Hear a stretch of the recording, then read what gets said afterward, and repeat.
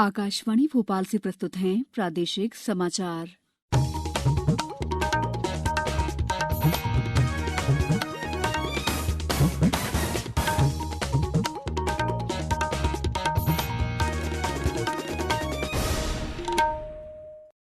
नमस्कार, समाचारों के साथ मैं दीपा सिंह। पहले मुख्य समाचार। प्रधानमंत्री नरेंद्र मोदी ने आत्मनिर्भर भारत के लिए उद्योग जगत से सभी प्रयास करने की अपील की है। देश में कोविड-19 से स्वस्थ होने वालों की दर 95.46% हुई। प्रदेश में भी संक्रमण की रफ्तार कम हुई। राज्य के शासकीय स्कूलों में 8वीं तक के विद्यार्थियों का प्रोजेक्ट के आधार पर होगा मूल्यांकन। रेलगाड़ियों में खत्म नहीं होगी प्रतीक्षा सूची, रेलवे ने किया स्पष्ट। और मौसम विभाग ने आने वाले दिनों में ठंड का असर और बढ़ने का अनुमान जताया। अब समाचार विस्तार से। प्रधानमंत्री नरेंद्र मोदी ने कहा है कि भारतीय उद्योग की क्षमता और प्रतिबद्धता को दुनिया में दिखाने का ये सही समय है। उन्होंने उद्योग और व्यवसाय जगत का आह्वान किया है कि वो आने वाले वर्षों में आत्मनिर्भर भारत के लिए अपनी पूरी शक्ति लगाएं। वीडियो कॉन्फ्रेंस के माध्यम से आज एसोचैम फाउंडेशन सप्ताह 2020 कार्यक्रम को संबोधित करते हुए उन्होंने कहा कि विश्व चौथी औद्योगिक क्रांति की ओर तेजी से बढ़ रहा है। प्रधानमंत्री ने कहा है कि 27 साल बाद भारत अपनी आजादी की शताब्दी मनाएगा और ये 27 वर्ष न केवल भारत की वैश्विक भूमिका निर्धारित करेंगे, बल्कि ये भारतीयों के सपनों और समर्पण की भी प्रतीक्षा की घड़ी होगी।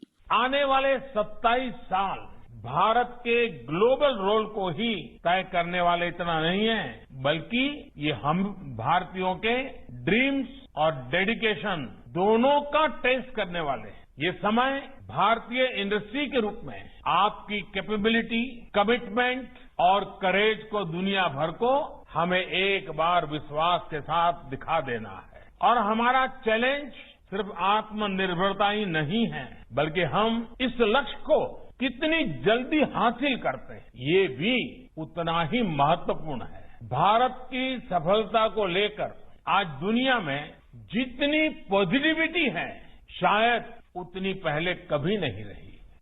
श्री मोदी ने इस अवसर पर प्रख्यात उद्योगपति रतन टाटा को ASSOCHAM enterprise of the century पुरस्कार से सम्मानित किया। एसोचैम की स्थापना 1920 में भारत के सभी क्षेत्रों का प्रतिनिधित्व करने वाले उद्योग मंडलों द्वारा की गई थी। 400 से अधिक उद्योग मंडल और व्यापार संघ इसके सदस्य हैं। देश में कोविड-19 से ठीक होने वालों की दर बेहतर होकर 95.46% हो गई है। पिछले 24 घंटों में 29,000 से अधिक कोविड मरीज संक्रमण मुक्त हुए। केंद्रीय मंत्रालय ने कहा है कि देश में कोरोना संक्रमण से अब तक 95,50,000 से अधिक लोग ठीक हो चुके हैं। इधर प्रदेश में संक्रमण की रफ्तार कम हो गई है। यहां रोजाना नए प्रकरणों से ज्यादा लोग स्वस्थ होकर घर लौट रहे हैं। राज्य में संक्रमितों की कुल संख्या करीब 2,30,000 हो गई है। वहीं अब तक लगभग 2,15,000 मरीज कोरोना को मात देकर अपने घर पहुंच चुके हैं। सबसे ज्यादा प्रभावित इंदौर में 405 नए मरीज मिले हैं। वहीं 499 मरीजों के स्वस्थ होने पर उन्हें अस्पताल से छुट्टी दे दी गई। शहडोल में 2 नए प्रकरण सामने आए हैं। जिले में अब तक 2,765 मरीज उभर चुके हैं। देवास में 32 मरीजों के स्वस्थ होने पर उन्हें डिस्चार्ज किया गया। जिले में रिकवरी दर बढ़कर 96% से ज्यादा हो गई है। बुरहानपुर जिला स्वास्थ्य अधिकारी एमपी गर्ग ने प्रधानमंत्री के जन आंदोलन को अपना समर्थन दिया है। उन्होंने लोगों से 2 गज की दूरी का पालन करने, बार बार हाथ धोने और मास्क लगाने की अपील की है।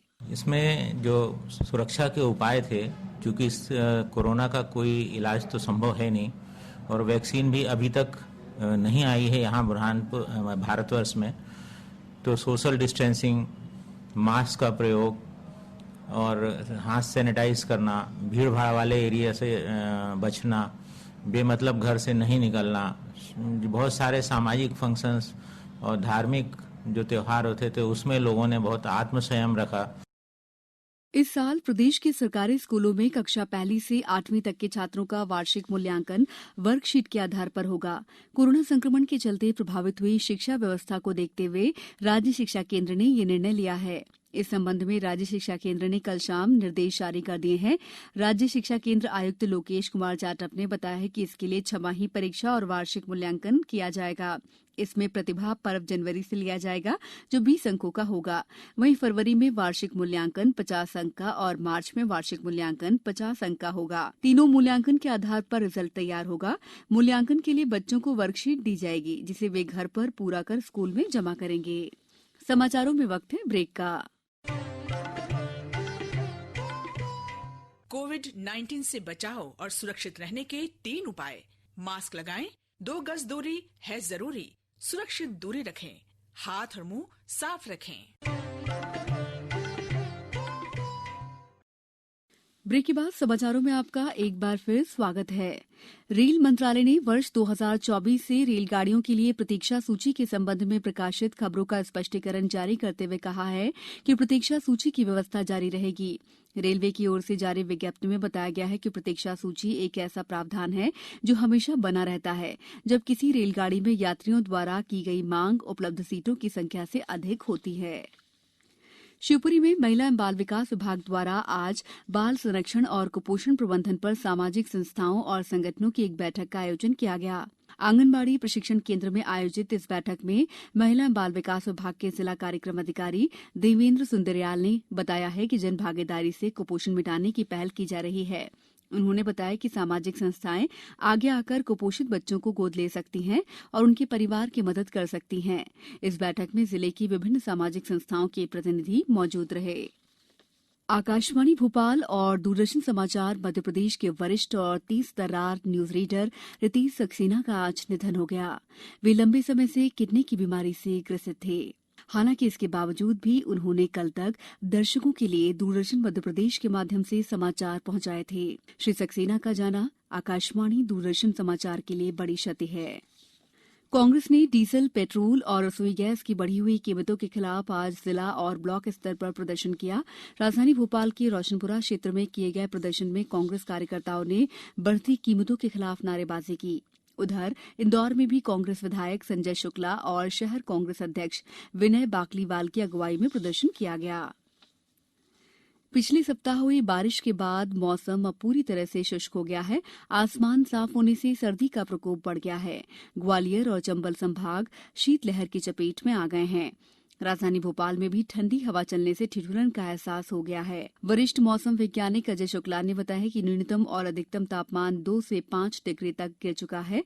प्रदेश के 6 शहरों में पारा 5 से 6 डिग्री के आसपास और 23 शहरों में 10 डिग्री और उससे कम रहा। उमरिया से हमारे संवाददाता ने बताया कि जिले में बर्फीली हवाओं के कारण कड़ाके की सर्दी के कारण न्यूनतम तापमान 3 डिग्री सेल्सियस पर पहुंच गया। वहीं गुना में पारा 4.8 डिग्री सेल्सियस रिकॉर्ड किया गया। होशंगाबाद में बादल छटने के बाद ठंड का असर बढ़ गया है। उधर मंदसौर, सतना, शिवपुरी में फसलों पर पाला पड़ने की भी आशंका बढ़ गई है। हमारी विशेष श्रृंखला अच्छी खबर के 76वें अंक में प्रादेशिक समाचार में आप सुनेंगे राजगढ़ जिले में अति कुपोषित बच्चों को सेहतमंद बनाने के लिए शुरू किए गए प्रोजेक्ट भविष्य अभियान पर खास रिपोर्ट। अब कुछ समाचार संक्षेप में। भिंड कलेक्टर ने एनआईसी वीडियो कॉन्फ्रेंस कक्ष में तंबाकू, गुटखा के सेवन पर प्रतिबंध लगा दिया है। खंडवा में नगर निगम आयुक्त ने आज विभिन्न वार्डों में सफाई व्यवस्था का अवलोकन किया। अमर शहीद पंडित रामप्रसाद बिस्मिल की पुण्यतिथि पर आज मुरैना में उनकी प्रतिमा पर पुष्पांजलि अर्पित की गई। सतना जिले के रामनगर में भाजपा के मंडल स्तर के कार्यकर्ताओं का प्रशिक्षण कार्यक्रम आयोजित किया गया। अंत में मुख्य समाचार एक बार फिर। प्रधानमंत्री नरेंद्र मोदी ने आत्मनिर्भर भारत के लिए उद्योग जगत से सभी प्रयास करने की अपील की है। देश में कोविड-19 से स्वस्थ होने वालों की दर 95.46% हुई। प्रदेश में भी संक्रमण की रफ्तार कम हुई। राज्य के शासकीय स्कूलों में 8वीं तक के विद्यार्थियों का प्रोजेक्ट के आधार पर होगा मूल्यांकन। रेलगाड़ियों में खत्म नहीं होगी प्रतीक्षा सूची, रेलवे ने किया स्पष्ट। और मौसम विभाग ने आने वाले दिनों में ठंड का असर और बढ़ने का अनुमान जताया। बुलेटिन के अंत में आप सभी से एक अपील, मास्क और 2 गज की दूरी, हाथ धोना भी है जरूरी। नमस्कार।